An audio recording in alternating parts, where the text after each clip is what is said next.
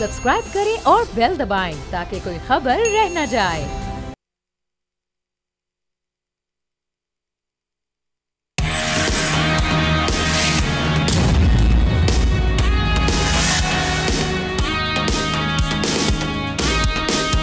अस्सलाम वालेकुम नाजरीन, आप देख रहे हैं न्यूज़ पंच। मैं हूं आमना खटाना। पाकिस्तान ने गुज़श्ता साल जून में SIFC कायम की, जिसका वाहिद मकसद गैर मुल्की ज़र मुबादला के कम ज़खायर, करेंसी की कम कीमत और रिकॉर्ड अफरात ज़र की वजह से कमज़ोर होने वाली मुल्की मईशत को बहाल करना है। और अब SIFC की कोशिशें रंग लाने लगी हैं। सऊदी अरब ने पाकिस्तान में मजमूई तौर पर $7 अरब की सरमायाकारी का फैसला किया है, जबकि इस सिलसिले में हम देख रहे हैं कि सऊदी अरब के आला सतह वफ्द, जिनमें वज़ीर ख़ारजा शहज़ादा फैसल बिन फरहान की सरबराही में पाकिस्तान पहुँच चुका है।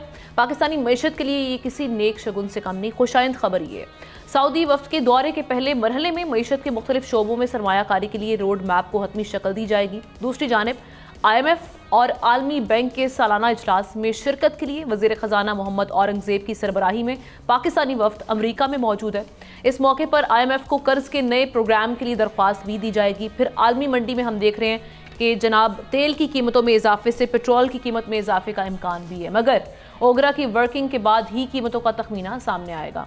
अपने तज्ज़ियाकारों से जानते हैं वो जो सारी मुआशी सूरत हाल के तनाजुर में ये जो डेवलपमेंट्स हो रही हैं, इसको किस तरह से देख रहे हैं। ख़ास तौर पे जो सऊदी अरब का जो वफ्द पहुंचा है, इसके इस विज़िट की कितनी अहमियत है और इसके जो हम देख रहे हैं कि आगे रेपरकशंस क्या होंगे, पाकिस्तान की मईशत स्टेबलाइज होने में कितना अहम किरदार अदा करेगा ये दौरा।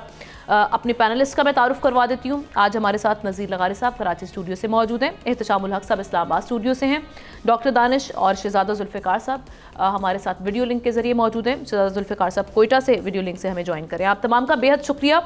आगाज़ करती हूँ मैं एहतशाम साहब आपसे। ये एक तो ये विज़िट किस तरह से देख रहे हैं, और दूसरा जो हमारी जितनी भी हमने आज जिक्र किया अपने इंट्रो में मईशत से जुड़ी हुई जो खबरें हैं, इसको किस तरह से देख रहे हैं? हमने बड़ी अहम बातें की आपने, और दायरादारी की बात है कि एक अरसे के बाद लग रहा है कि कुछ चीज़ें हमारे हक़ में होने जा रही हैं पाकिस्तान और सऊदी अरब के ताल्लुकात के हवाले से। अभी देखें, जो अब हमारे आर्मी चीफ़ विज़िट करके आए थे, हमारे प्राइम मिनिस्टर विज़िट करके आए थे, तो बेसिकली ये वो फॉलो अप विज़िट है जिसको लीड कर रहे हैं अपने सऊदी फॉरेन मिनिस्टर। उसमें देखें, पहली दफ़ा मैंने नहीं देखा अपनी ज़िंदगी में 4 वज़ीर आए हों, 2 फेडरल मिनिस्टर साथ हैं और 1 स्टेट मिनिस्टर साथ हैं, पानी, बिजली और ज़राअत के और इंडस्ट्री के वज़ीर हैं। और जिस तरीके से एक बहुत बड़ा डेलीगेशन सरमायाकारों का साथ आ रहा है, तो नेचुरली इसके पीछे खबर बहुत बड़ी ये है कि जी अब वो आइडेंटिफाई कर दिए गए हैं और बड़ी हद तक प्रोजेक्ट जहाँ पे पैसा लगना है। अभी देखें, एक तो फौरी तौर पे जो अच्छी बात हुई है, जो $2 बिलियन का इजाफा उन्होंने हमें मज़ीद पार्क कर दिया हमारे स्टेट बैंक में, तो $5 बिलियन के हमारे उनका पैसा जो है ना आ गया इधर, जो 1 साल के लिए बढ़ा दिया, तो हमारे फॉरेन एक्सचेंज रिजर्व $8 बिलियन के हो गए हैं। अगरचे तकरीबन $12 बिलियन के, $4 बिलियन मेरा और आपका कमर्शियल बैंकों का है।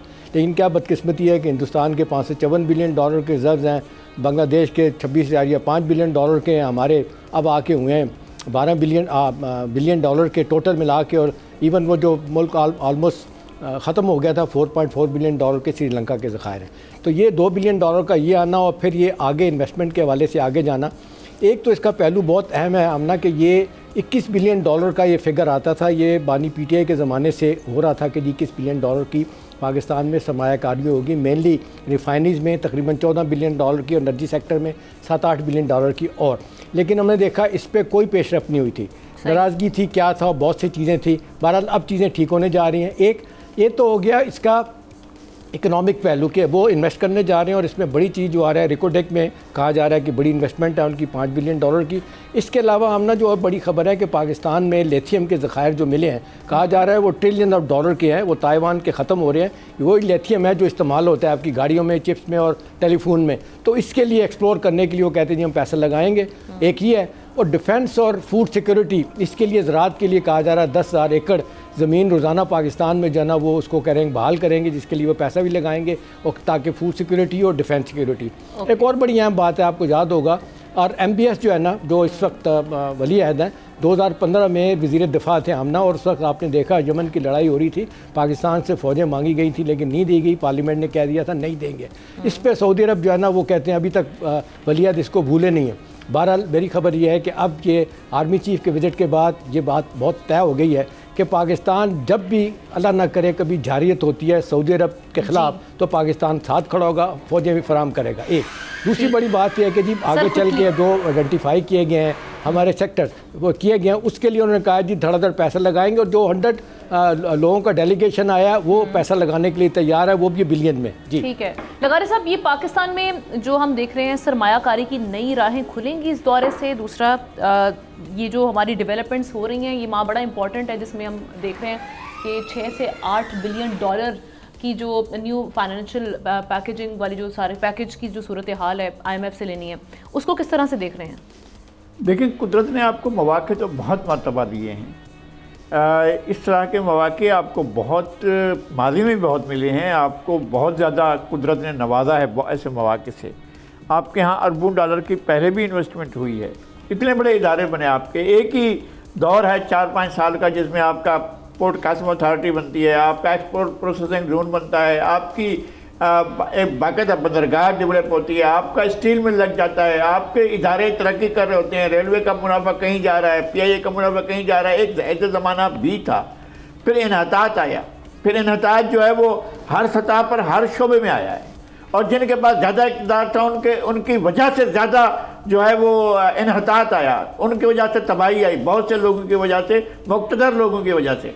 और ये मैं समझता हूँ कि एक ऐसा इदारा जिसमें तमाम स्टेक होल्डर्स मौजूद हैं और वो इन्वेस्टमेंट के लिए काम कर रहे हैं, स्पेशल इन्वेस्टमेंट के लिए, और ये इन्वेस्टमेंट पाकिस्तान के लिए चाहिए, पाकिस्तान की मजबूती के लिए होनी है, पाकिस्तान की मईशत को मजबूत करने के लिए होनी चाहिए, और इससे यही एक फ़ायदा हासिल होगा। अगर आप फ़ायदा हासिल करना चाहेंगे तो करेंगे, वरना मुझे बिल्कुल ज़ाती तौर पर मालूम है कि बेल्जियम में गए थे और वहाँ पर जो है बड़ी इन्वेस्टमेंट कॉन्फ्रेंस भी की और वहाँ पर ऑफर भी हुई। एक ही दिन में 60 मिलियन यूरो की ऑफर्स आई और शाम को हमारे वज़ीर ख़जाना पूछते फिर रहे थे यार हमारा कमीशन कितना होगा, और पहले वो कमीशन इन्वेस्टर से मांगते थे। पता नहीं है सऊदी अरब से कौन मांगता है कौन नहीं मांगता है, लेकिन बहरहाल ये सूरत हाल हमारी माजी में रही है।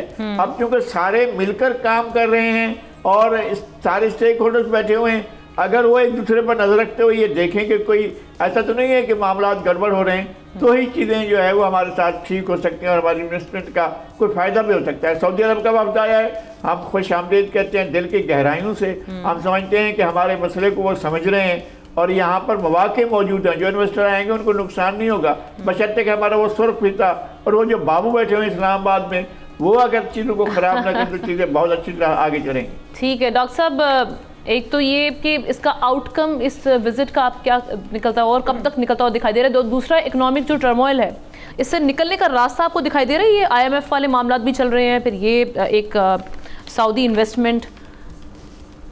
देखिए, एक तो मैं यहाँ कहना चाहता हूँ कि भारत की जो रिजर्व है वो 650 बिलियन डॉलर है। 650 बिलियन डॉलर। आप 6 और 2 और कमर्शियल में फंसे हुए हैं। अच्छा, जहाँ तक सऊदी विज़िट का ताल्लुक़ है, जाहिर है बड़ा विज़िट है। वली अहद साहब आ रहे हैं, वज़ीर ज़राअत आ रहे हैं, वज़ीर सनत आ रहे हैं, मौलियात और पानी आ रहे हैं, मादनी वसाइल आ रहे हैं, उसके अलावा उनके साथ बड़ी तादाद में दूसरे लोग भी आ रहे हैं। लेकिन आपने याद होगा कि SIFC यानी स्पेशल इन्वेस्टमेंट फैसिलिटेशन काउंसिल्स का वजूद शहबाज शरीफ के ही दौर में आया था और आर्मी चीफ उसमें थे, और ये एक बड़ी अच्छी कमेटी बनी थी और कहा गया था कि 100 बिलियन डॉलर की इन्वेस्टमेंट होगी, जिसमें से 25 बिलियन डॉलर की MOU फाइनल हो गया है। लेकिन वो जो 25 बिलियन डॉलर का MOU फाइनल हुआ है, वो हम पूछते हैं कि वो कहाँ है, किस जगह लगा है, किधर हुआ है, कोई बता सकता है तो बताए, लेकिन सबूतों के साथ, ठीक है ना। वैसे तो हम बोल देते हैं। ये 5 बिलियन डॉलर, साथ नहीं 5 बिलियन डॉलर जो है वो जो सऊदी अरब है, ये पहले का मुआहदा है, ये पहले की इनकी तयशुदा है, जिसकी इम्प्लीमेंटेशन के लिए सऊदी वफ़द आ रहा है और वो SIFC से मिलेगा और यहाँ उन तमाम चीज़ों को देखेगा। और 1 बिलियन डॉलर सिर्फ और सिर्फ रेकोडेक कई सालों से आपको पता है कि वो डिस्प्यूट एरिया में था। ज़राअत पे उसका फोकस होगा, टूरिज़्म पे फोकस होगा, और इसके साथ साथ आपके सनत इंडस्ट्रीज़ पे भी वो काम करने आ रहे हैं, एनवायरनमेंट पे भी काम करने आ रहे हैं। लेकिन ये 5 बिलियन डॉलर का जो सरमायाकारी है, ये भीख नहीं है हमें, ये सरमायाकारी करने आ रहे हैं। ये एक अच्छा खुश आइन बात है पाकिस्तान के लिए कि ये हम भीख नहीं मांग रहे हैं, बल्कि हमने उनसे कहा है, और यही हमारे लिए है बेहतर है कि हम जितने भी मुल्क में जाएं उनसे कहें कि आप हमारे मुल्क में आइए, हमारे यहाँ ज़राअत में, मादनियात में, इंडस्ट्रीज़ में, टूरिज़्म में, इन्वायरमेंट में बहुत बेहतरी है। लेकिन उसके लिए जो सबसे इम्पोर्टेंट बात थी कि माजी में लोगों ने इन्वेस्टर को लूटा, चाहे वो वज़ीर आज़म हो, चाहे वो मिनिस्टर्स हों, चाहे वो सेक्रेटरीज हों, जिन्होंने अपने अपने भत्ते खोल दिए थे, ठीक है ना। तो उनके लिए मुश्किलात पैदा हुई थी। इसीलिए आर्मी चीफ ने और वजीर आजम ने मिलकर ये बड़ा ज़बरदस्त फैसला किया है, सिविलियन क़यादत ने और अस्करी क़यादत ने, कि सारे जो लोग हैं कंसर्न लोग, उनको एक टेबल पे बैठाया है कि अब मांगो भत्ता इनसे। लेकिन SIFC को जो पुरानी रविश रही है पाकिस्तान की, कि जिस तरह सरमायाकारों को यहाँ पर बम भी बांधा गया और पता नहीं क्या कुछ हुआ है, और क्या क्या कुछ अफवाहें भी हैं और कुछ ऐसी बातें भी हैं जिसका इम्पैक्ट बहुत गलत पड़ा। SIFC को ये बात बहाल करना पड़ेगा, बैरूनी सरमायाकार को भी और अंदरूनी सरमायाकारों को भी, कि जो कुछ भी वो इन्वेस्टमेंट करेंगे वो सेफ होगी, और जो तयशुदा उसमें से उनको जो उनके तयशुदा मामलात हैं वो दिए जाएंगे, और उनको फुल सिक्योरिटी दी जाएगी कानूनी लेवल पर भी और लॉ लेवल पर भी, और ये पाकिस्तान के लिए सरमायाकारी का जरिया होगा। बिल्कुल ठीक है जुल्फ़िकार साहब, जिस तरह से अभी डॉक्टर साहब ने भी बात की है, रिकॉर्ड में $1 बिलियन की सरमायाकारी मुतवक्के है। सर, एक तो ये बड़ी खुशाइंद है, इससे कितने हालात बदलेंगे सूबे के। दूसरा ये कि ओवरऑल आप जो हमारी इकॉनमी की सिचुएशन आप देख रहे हैं, IMF से भी मुज़ाकरात के लिए हमारा वफ्द वहाँ पर मौजूद है। फिर उसके बाद हम देख रहे हैं कि सऊदी वली अहद मई का फर्स्ट वीक आ जा रहा है प्रॉब्ली, या सेकेंड वीक, वो भी पाकिस्तान का विजिट उनका भी मुतवक्के है। किस तरह से देख रहे हैं सारी सिचुएशन को? अब हम ऑन द राइट पाथ हैं?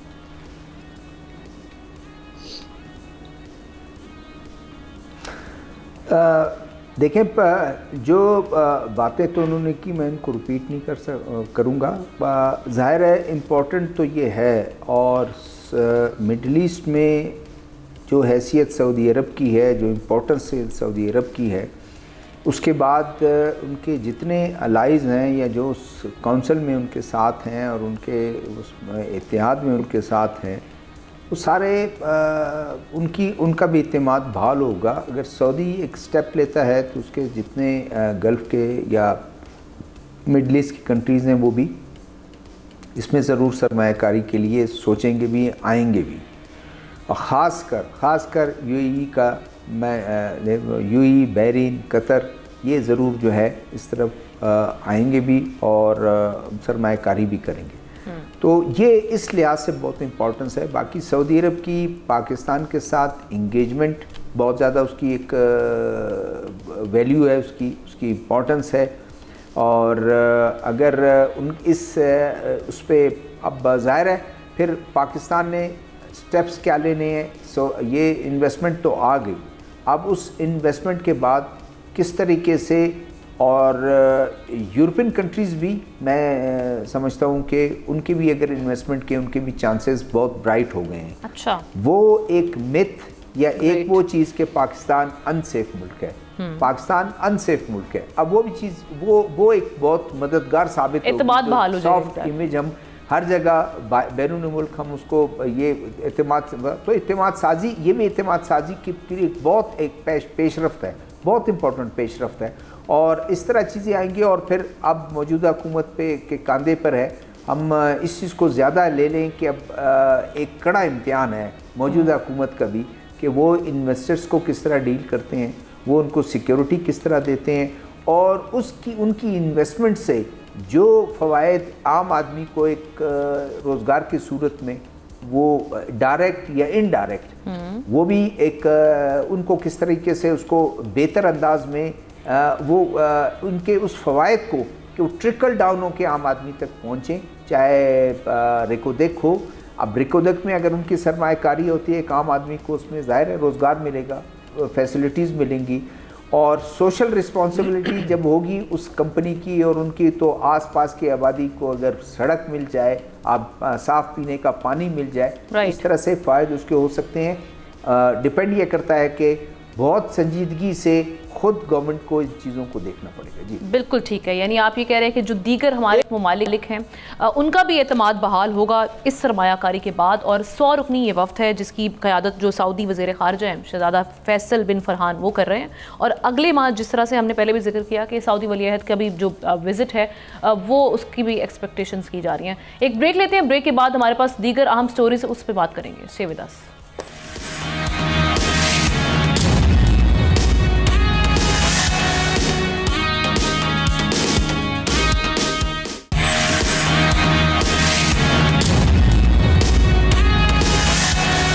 Welcome back once again. सियासी मंजरनामे की कुछ बात करते हैं, जहां पर हम देख रहे हैं कि गुज़श्ता रोज़ chairman Peoples Party Bilawal Bhutto Zardari ने जब जलसे से खिताब किया तो कहा कि सियासी कुव्वतों से अपील करता हूं कि होश के नाखुन लें, सियासतदान सियासत के दायरे में रहते हुए सियासत करें। पीपल्स पार्टी की तजवीज़ है कि तमाम जमातें चार्टर ऑफ नेशनल रिकन्सिलिएशन पर काम करें, धरना खेलने की बजाय मेज़ पर बात की जाए और आवाम को नुकसान ना पहुँचाएँ। दूसरी जानिब हम देख रहे हैं कि मुल्की सियासी और मुआशी सूरत हाल को देखते हुए मुस्लिम लीग नून की जानिब से बार बार पीपल्स पार्टी को हुकूमत में शामिल करने की कोशिशें की जा रही हैं।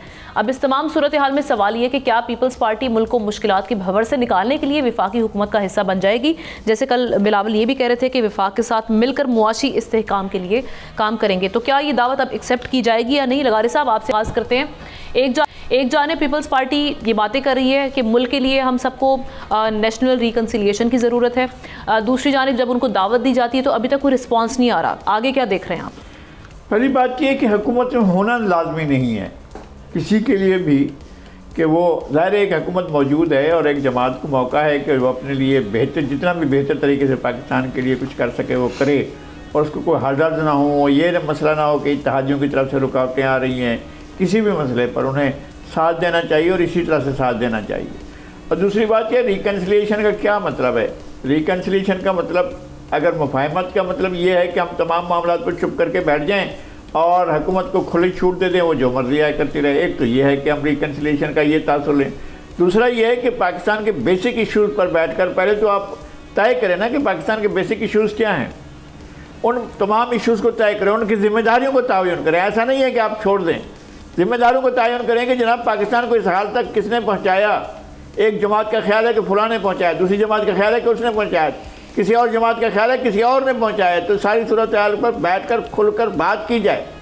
आप पहले ग्रैंड डायलॉग का आगाज़ करें और तमाम लोगों को अपना अपना नुक्ता नज़र पेश करने का मौका दिया जाए, मेज़ बिछाई जाए जिस पर बैठकर बातचीत हो सके और सुनने वाली बात हो। ऐसा ना हो कि जनाब ठीक है हम ताकत में इक़्तिदार में हैं इसलिए हम कोई बात नहीं सुनेंगे और वो चूँकि इक़्तिदार में नहीं है इसलिए, और जो इक़्तिदार में नहीं है वो ये ना करें कि जनाब मैंने तो ज़िद कायम की हुई है कि फ़लाँ को अगर बाहर नहीं निकाल दिया तो उसके बाद मैं बैठूंगा नहीं। ये सारी चीज़ें छोड़कर पहले आएँ कि पाकिस्तान के इश्यूज़ पर बैठकर बात करें कि पाकिस्तान के इश्यूज़ हैं क्या और फिर उनको हल करने की। पाकिस्तान खुदा न खास्ता एक फेल स्टेट की तरफ अगर हमें फौरी रेमेडी नहीं होती है, इस तरह के बहुत से इक़दाम की ज़रूरत है। जो आज सऊदी सफारत खान वो आए हैं वो इन्वेस्टमेंट के लिए आ रहे हैं, इसमें बहुत सी चीज़ों की ज़रूरत है। लेकिन बहरहाल हमें खदशात मौजूद हैं कि हम फेल स्टेट होने की तरफ जाएंगे। अगर ऐसा इम्कान मौजूद है तो फिर बैठना चाहिए, और सियासी लीडरशिप नहीं बैठते तो फिर और कौन बैठेगा। इन लोगों के पास मौका होता है कि वो बैठते हैं और बात करते हैं। फिर तमाम इदारों को मिलकर वो करना चाहिए, तय करना चाहिए कि नहीं जनाब हमने फलां इदारा का अदलिया कहे कि जी हमने मुल्क संभालना है, बस उसी को हमने ही चलाना है। और अगर इधर से सिक्योरिटी इदारे कहेंगे जनाब हमने मुल्क चलाना है, बाकी लोग फजूल हैं। और अगर ये पार्लियामान इस तरह से फैसला कर ले कि बाकी सब बेकार हैं हम चलाएंगे, इस तरह में तमाम इदारों को मिलकर एक दूसरे का एहतराम करते हुए तय ये किया जाए कि पाकिस्तान को आगे ले जाना है, और ये इसका इम्कान मौजूद है। अगर लोग तय कर लें तो हो सकता है। सही। शहजादा साहब, ये चार्टर ऑफ नेशनल रिकन्सिलिएशन की तजवीज़ कैसे देख रहे हैं? और दूसरा ये कि PMLN को मुश्किलात दिखाई दे रही हैं, अकेली तनहा अगर बात की जाए तो वो ये जो हुकूमती उमूर हैं संभालने में वो चाह रही है कि एक और बड़ी पार्टी पीपल्स पार्टी भी इसका हिस्सा बने। अब पीपल्स पार्टी जहां मुल्क की बात कर रही है, मुल्क को आगे लेके चलने की बात कर रही है, तो दावत कबूल कर लेगी? ये बार बार कहा जा रहा है उनसे, और कहा जा रहा है कि मुनक़सिम है इस पर पीपल्स पार्टी।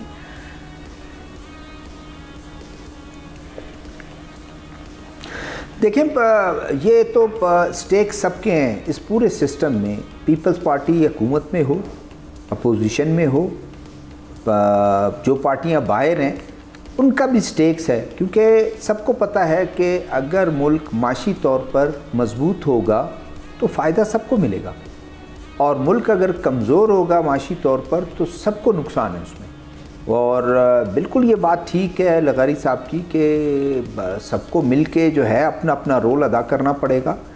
अब पीपल्स पार्टी आज गवर्नमेंट को सपोर्ट करती है, पूरा उसमें अपना शेयर भी उन्होंने लिया, चाहे प्रेसिडेंट का हो, चाहे कॉन्स्टिट्यूशन जितने आपके डिप्टी स्पीकर हो या चेयरमैन सेनेट हो, उस तरह के ओहदे वो लेते हैं और उस पूरे उसमें इन्वॉल्व हैं। अब रह गई बात काबीना की, कुछ चीज़ें मुश्किलात कभी आती हैं कि ऑन बोर्ड लेना, उनको बार बार उनको वो बताना, वो जाकर उनके पास जाना, लेकिन जब काबीना में होंगे तो ज़ाहिर है काबीना में वज़ीर आज़म जब चेयर करता है कोई चीज़ वो करता है तो उसमें सब ऑन बोर्ड ही होते हैं और वो अपना अपना पॉइंट ऑफ व्यू रखते हैं। लेकिन जब काबीना में जो फैसला हो जाता है तो वो फिर कोई भी पार्टी जो है वो उनके वो सेनेटर हो या MPs या MNAs हो, वो सब उसको फॉलो करते हैं। तो ये ज़रूर एक मुश्किलात है कि जो मैं देखता हूँ जिस तरह से ये मुश्किलात हैं, अदरवाइज़ कोई ऐसे मुश्किल नहीं है। वो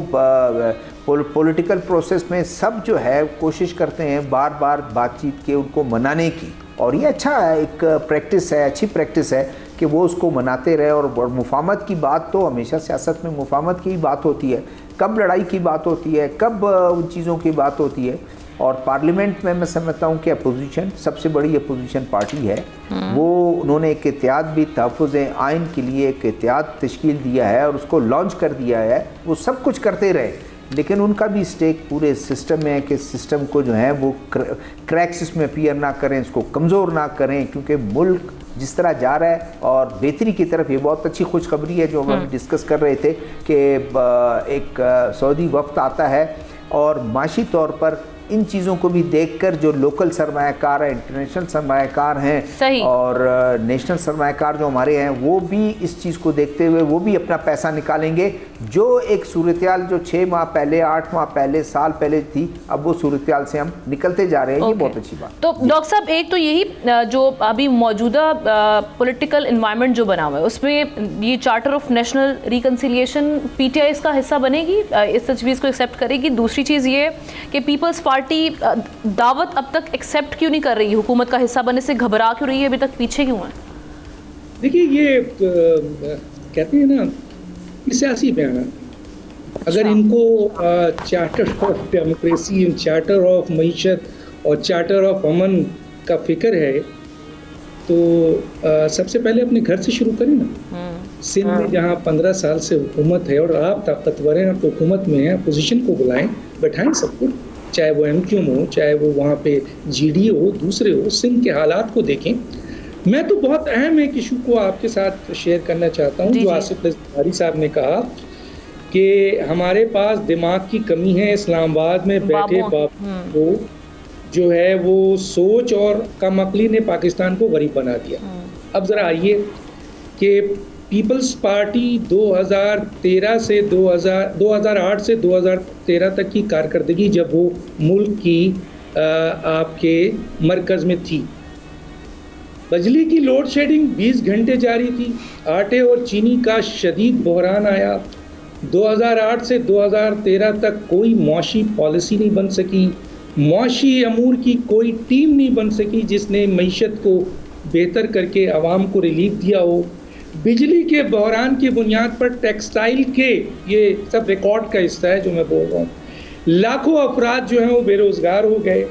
पेट्रोल और बिजली की सब्सिडी ख़त्म की गई जिससे आम शहरी गरीब पाकिस्तानी मुतासर हुआ। पीपल्स पार्टी के दौर में पंजाब में गवर्नर राज लगाया गया, मुफाहमत की बात हो रही है। और पीपल्स पार्टी के दौर में इल्लीगल एग्जीक्यूटिव ऑर्डर से एक जज, चीफ जस्टिस को बहाल किया गया जिसने पूरी तबाही की अदालत की। 2006 से 2012 तक मुल्क में महंगाई 300%, अफराद-ए-ज़र 200%, बदउनवानी 110%। ये आपका है 2012, 2008, 2009 आपका महंगाई 21.7 जबकि पहले एवरेज 4 थी और नवाज शरीफ साहब के दौर में भी तकरीबन 4 हो गई थी। तो फिर कहिए आप सिंध में तो इंतजामिया भी आपके पास है, हुक्मरान भी आपके पास हैं, बाबू भी आपके हैं, फिर सिंध क्यों तबाह हो रहा है? कच्चे ने सिंध को हुक्मरानी कर रहे हैं, कच्चे के डाकू, और वहाँ की सड़कें, वहाँ पाकिस्तान के कराची की सिचुएशन देख लें, लॉ एंड ऑर्डर की सिचुएशन, पाकिस्तान के सबसे ज्यादा घोस्ट स्कूल सिंध में पाए जाते हैं। और कराची के हालात जो सिंध का दारुल हुकूमत है, जहाँ ना पानी है, ना बिजली है, ना गैस है, मौत ही मौत है, जिस वक्त सड़क पर निकलो मौत मिलती है। तो मुझे ये बताइए कि ये स्टेटमेंट सियासी है या नहीं है? 300 यूनिट बिजली देंगे बिलावल साहब, 300 यूनिट फ्री बिजली 75% कंज्यूमर को, तो ये सब सियासी बयानात है। अभी तो उन्हें ज्वाइन किया, अभी कुछ वक्त इम्तिहान से गुजरना है। कुछ वक्त आपने वैसे नामा माल उनका पूरा सामने लाकर हमारे, और भी है, अगर टाइम दे तो मैं और देता हूँ। एहतशाम साहब की जानिब चलते हैं। डॉक्टर साहब, टाइम वक्त कमी है, हमारे पास दीगर टॉपिक्स भी हैं। एहतशाम साहब, यही जिस तरह से डॉक्टर साहब कह रहे हैं कि ये सिर्फ सियासी स्टेटमेंट है, चार्टर ऑफ नेशनल रिकन्सिलिएशन, तजवीज़ तो लेकिन अच्छी है सर, मामला जिस तरह से चल रहे हैं, वे फॉरवर्ड तो यही दिखाई देता है, नहीं? देखिए, हम ना बुनियादी तौर पे तो सवाल यही है ना कि जब 76 सालों से जो कुछ हो रहा है, जो इस वक्त हमारी सियासत है, इकॉनमी है, मईशत है, उसके बाद मॉरल फैब्रिक तबाह हुआ है, ये सबको पता है, ये कोई नई चीज़ नहीं है। सूरत हाल कहाँ से कहाँ चली गई, ये भी कोई मेरा ख्याल है ऐसी नहीं कि जिसको ना पता हो। अब सवाल इस वक्त ये है कि जो लगारी साहब ने बड़ी अहम और डराने वाली बात की और दयानतदारी से किया, मैं पूरी तरह सपोर्ट करता हूँ कि भाई खुदा ना खास्ता ये फेल्ड स्टेट की जो बात हो रही है, मतलब who is failing this state. भाई सवाल ये है कि जी इस वक्त सूरत हाल आमना ही है कि अब ये जिस तरीके से खबरें आ रही हैं कि 4 ममालिक बरतानिया, अमरीका और इंडिया और इसराइल, उनकी मोसाद इसराइल की, रॉ हिंदुस्तान की, MI6 बरतानिया की और CIA अमरीका की, ये पूरी तरह कोशिश कर रही हैं, प्लान कर रही हैं, पैसा लगा दिया गया है कि बाल्कनाइजेशन की जाए, क्योंकि हमारे पास एटॉमिक हथियार भी हैं और वैसे भी हम जिस रीजन में बैठे हैं उन्हें अच्छा नहीं लगता कि चाइना के साथ ताल्लुकात क्यों हैं और हिंदुस्तान के करीब नहीं हो रहे। तो ये सारी चीज़ें देखते हुए मैं तो ये कहूँगा कि देखें, बहुत सारे मसाइल हैं। अब जब बात है कि जब बाहर के लोग फ़ायदा किससे उठाते हैं, जब आप पोलिटिसाइज हों, आप रेडिकलाइज हों, आप जिस तरीके से आप देखें पूरा का पूरा मुल्क बटा हुआ है, इससे बाहर की दुनिया फ़ायदा उठाती है और वो डंट लगाने की कोशिश करती है कि खुदा न खास्ता इसको कैसे तोड़ना चाहिए। तो ये तजवीज़ बिलावल भुट्टो की स्टेज पे आना कि जी चार्टर ऑफ नेशनल रिकन्सिलिएशन की जाए, भाई आपके मुश्किलात हैं, मसाइल हैं, बैठ के हल कर लें। अब होता क्या है कि एक जमात आती है बरसेदार, तो अपोजिशन कहती है तुमने तो कश्मीर भेज दिया, दूसरी कहती है तुम तो अमेरिका की गोद में बैठ गए, तीसरी कहती है कि हिंदुस्तान से ताल्लुकात आपने पींगे बढ़ानी शुरू कर दी है। तो सवाल ये है कि पॉइंट स्कोरिंग कहीं तो ख़त्म होनी चाहिए ना। अब इतनी अलार्मिंग सिचुएशन है तो यहाँ पे तो बैठना चाहिए। मेरा ख्याल है कि जब बात होती है चार्टर ऑफ नेशनल रिकन्सिलिएशन की, तो उसका मतलब ये है कि भी बड़े बड़े आपके इशूज़ हैं, चाहे कश्मीर है, कहीं अमेरिका के साथ ताल्लुकात, अफगानिस्तान के साथ, ऑन टॉप ऑफ इट जो आपके यहाँ गैर यकीनी की सूरत हाल ख़ास तौर पर पिछले 2.5 साल से हुई है, अदम इस्तेकाम सियासी भी है और माशी भी है, इसको दूर करने के जब आप बैठ जाएंगे तो मैसेज अब वन नस जाएगा। गोइंग फॉरवर्ड तो यही है ना कि जी आप बैठ जाएं और सारी दुनिया को पता चला है कि जी ये इनके खिलाफात कम हो गए हैं, बड़े बड़े इश्यूज़ पे इन्होंने फैसला कर लिया। लेकिन आपके पड़ोस में हिंदुस्तान में कितना एक दूसरे के साथ लड़ाई होती है जब कुछ, लेकिन कश्मीर के मसले पे वो कहते हैं इंटीग्रल पार्ट है, वो किसी चूज मसले पे भी बैठने की सारी सियासी जमातें पाकिस्तान के ख़िलाफ़ होती हैं। चलें ठीक है, उनके तो अपने मसाइल हैं इलेक्शन जीतने के लिए। हमें तो इस वक्त ज़रूरत है ना कि सारी दुनिया देखे हमारे पीछे पड़ गई है, हिंदुस्तान मुसलसल पड़ा हुआ है, तीनों हमारे बॉर्डर जो है गर्म है, अफगानिस्तान भी, उसके बाद आप देख लें ईरान वाला भी और हिंदुस्तान वाला भी। उसके बाद हमारे पास ऑप्शन क्या रहते थे? ऑप्शन यही है कि एक तो हमारी मैशत इतनी ख़राब है, अब सऊदी अरब के अपने मसाइल हैं। एक ज़माना था आमना सऊदी अरब तो 1-2 बिलियन डॉलर तो सलामी में दे देता था, अब नहीं देता। वो कहते हैं कि नहीं जी फ्री लंच नहीं, यहाँ बैठे हम आपकी इन्वेस्टमेंट भी करेंगे और बाकी मामला भी तय करेंगे। तो मेरा ख्याल वक्त आ गया कि सारी सियासी जमातें बैठे। लेकिन सवाल यही है, फिर आप वो कहते हैं, आप बात करते हैं, बानी PTI कहते हैं मैंने किसी से बात नहीं करनी। अब ये बिलावल भुट्टो की जरदारी की तो ऑन पेपर तो बहुत ज़बरदस्त तजवीज़ है ना, छोटी छोटी चीज़ें बाद में तय हो जाएंगी जी अपने सूबे में क्या किया क्या नहीं किया। भाई पहले बड़ा मसला तो है कि आप बैठ जाए सियासी जमातें फैसला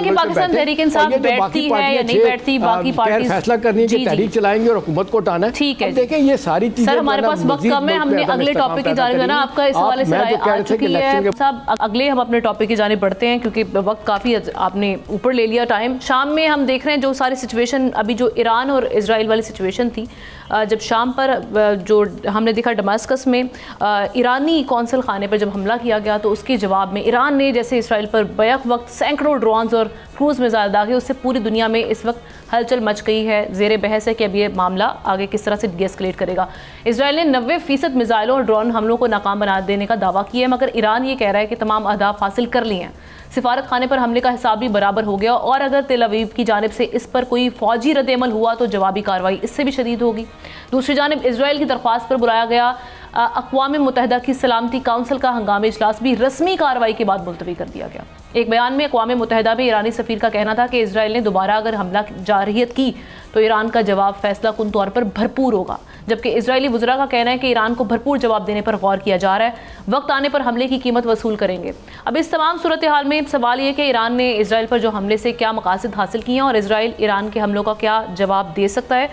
दूसरी चीज़ ये कि यूएस कितना इंटरसेप्ट करेगा ईरान की रिटेलिएशन जो अगेंस्ट इसराइल है, इसके अगेंस्ट। अब इसराइल चूँकि अपने वो भी देख रहे हैं कि अपने ऑप्शंस पर गौर कर रहे हैं, तो आगे क्या हो सकता है, ये मामला यहीं पे रुक जाएगा या एस्केलेशन बढ़ेगी? इसका जवाब डॉक्टर साहब आपसे आगाज़ करते हैं। चले, आपने मुझसे कहा है, बात यहाँ से शुरू करता हूँ। मैं एक सिर्फ कहूँगा, बिलावल भुट्टो साहब को रिक्वेस्ट करूँगा, ये जो हुकूमत है ना शहबाज शरीफ साहब की, इसको सिर्फ चलने दें, इसको घसीटे मत, छोड़े रिकन्सिलेशन को। इसकी टांगें नहीं क्या चीज़ें, जो वो अपॉइंट करते हैं उनको अपॉइंट करने दें, उनको धमकियाँ ना दिया करें पीछे से, चाहे अरसा का हो, चाहे वो किसी जगह अपॉइंटमेंट का हो। एक गवर्नर की अपॉइंटमेंट आप देखें सिंध में क्या सूरत हाल हो रही है। ये कहकर आगे निकलता हूँ। देखिए, मेरी समझ में नहीं आ रहा है कि ईरान ने ये जो 300 मिसाइल और ड्रोन दागे थे, इसका क्या मकसद था। मतलब बड़े बड़े इंटेलेक्चुअल्स को मैंने सुना है, अल जजीरा, मैंने खोल दिया टीवी, मैंने कहा यार सुनूं बड़े, तो उन सब के भी यही पॉइंट्स थे कि भाई 99.9, आप 90 की बात कर रही हैं, 99.9 अदब को उन्होंने क्लियर कर दिया। और ये भी खबर है जो ओपन है कि अमेरिका समेत कई मुल्कों को पता था कि ईरान साहब ड्रोन भेज रहे हैं 300 और ये, और जो इजराइल के पास या दूसरे मुल्कों के पास बेहतरीन एंटीसेप्ट करने के मिसाइल मौजूद हैं, जो किया उन्होंने। तो इसका हदफ क्या है? एक इसराइली को भी नुकसान नहीं पहुंचा। 40,000 जो है गजा में मासूम शहरी शहीद होते हैं, 15,000 मासूम जानों बच्चे शहीद कर दिए जाते हैं, जेनोसाइड पूरी दुनिया में शोर है। ईरान ने कोई मिसाइल नहीं फायर किया, कुछ नहीं किया, किसी मुस्लिम ममालिक ने नहीं किया। लेकिन ईरान से भी तो पूछें कि कौन सा हदफ है, ज़रा बताएं ना, आके हमें भी तो बताएं। देखिए, अमेरिका कह रहा है कि ईरान के इस इक़दाम पर मैं इजराइल की मदद नहीं करूंगा। ये हो सकता है कि इजराइल पर हमला हो और अमेरिका चुप हो। अभी हमास ने किया है तो अमेरिका ने कितनी दफ़ा वीटो कर दिया, कितनी सपोर्ट की, पूरी बैरी बेड़ा असला पहुंचा दिया उसने इजराइल के पास और धमकियां देनी शुरू कर दी। तो यहाँ पर क्या बात थी कि जी जो बाइडन ने कहा कि जी हम इजराइल के ऊपर जो हमला है उसके ऊपर हम रिटेलिएट नहीं करेंगे। क्या रूस से डर गया?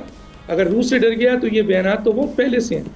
क्या आप इराक और ईरान की जंग नहीं देखी हुई थी? तो अगर ईरान है उसको जस्टिफाई करना पड़ेगा कि ये चीज क्या है। मेरी समझ में नहीं आ रहा है। एक बड़ा अच्छा नाम था ईरान का।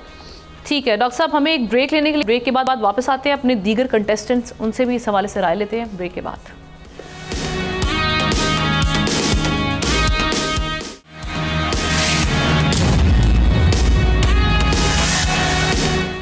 Welcome back. ईरान इजराइल वाला जो इशू है, इस पर हम अपने बाकी कंटेस्टेंट की राय लेंगे। इत्तिशाम साहब, क्विकली आपकी जानिब आती हूँ, ये अभी आप क्या समझ रहे हैं ये रिस्पॉन्स जो ईरान की जानिब से आया, उसके बाद अब क्या इजराइल भी रेडी है ये मामला या फिर यहाँ पे रुक जाएगा?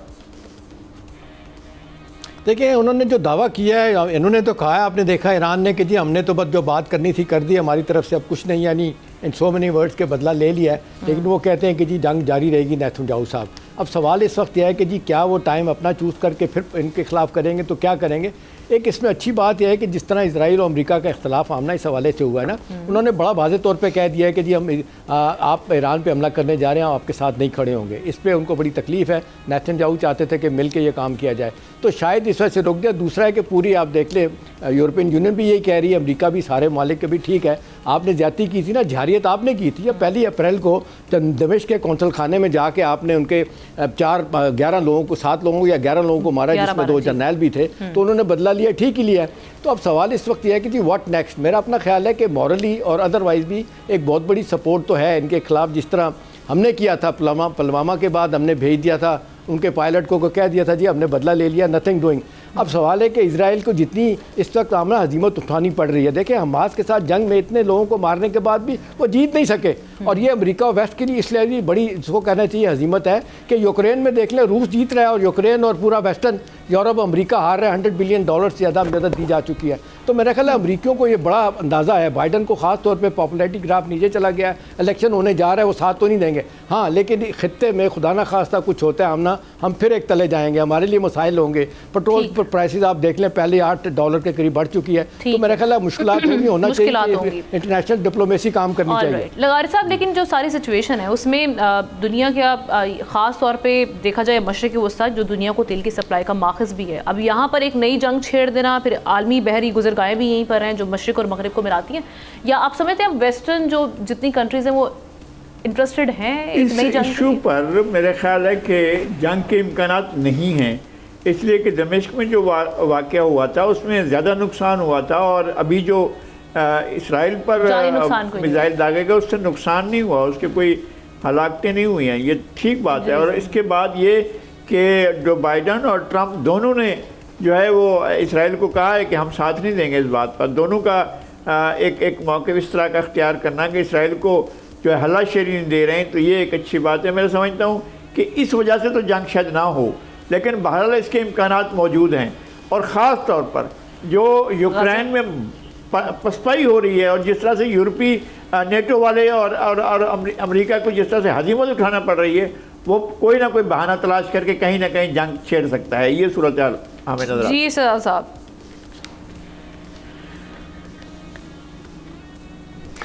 मेरे देखिए इम्कान तो बहुत कम है कि ईरानी सॉइल पर कोई वो रॉकेटों से हमला करें, मिसाइल भेजे और वो करे, इसका इम्कान कम है, क्योंकि उसके बाद तो फिर चीज़ें और बहुत ज़्यादा वो हो जाएंगी, कॉम्प्लिकेट हो जाएंगी। अभी भी कॉम्प्लिकेट है मसला, और अब ये ज़रूर करेगा कि वो सफारतखानों को भी निशाना बनाएगा, और लेबनान में और सीरिया में वो ज़रूर करेगा, और उसकी ज़्यादा कोशिश होगी कि वो उनके जो प्रॉक्सीज़ हैं या जो भी उनके हिज़्बुल्लाह है और आपके उनको या आपके जो सीरियन गवर्नमेंट के उसमें वो हैं, वो अपने तौर पर ये ज़रूर करेगा, ये बढ़ा देगा उसको। लेकिन डायरेक्ट बहुत मुश्किल है कि उसका, क्योंकि अमेरिका का ये करना कि आपके किसी हमले में जो है हम आपका साथ नहीं देंगे। सर, वक्त की कमी, आपसे बड़ी माजरत, चूँकि प्रोग्राम का वक्त खत्म हुआ जाता है, आप सबका मैं शुक्रिया अदा करूँगी। कल मुलाकात होती है आपसे। अल्लाह हाफ़िज़।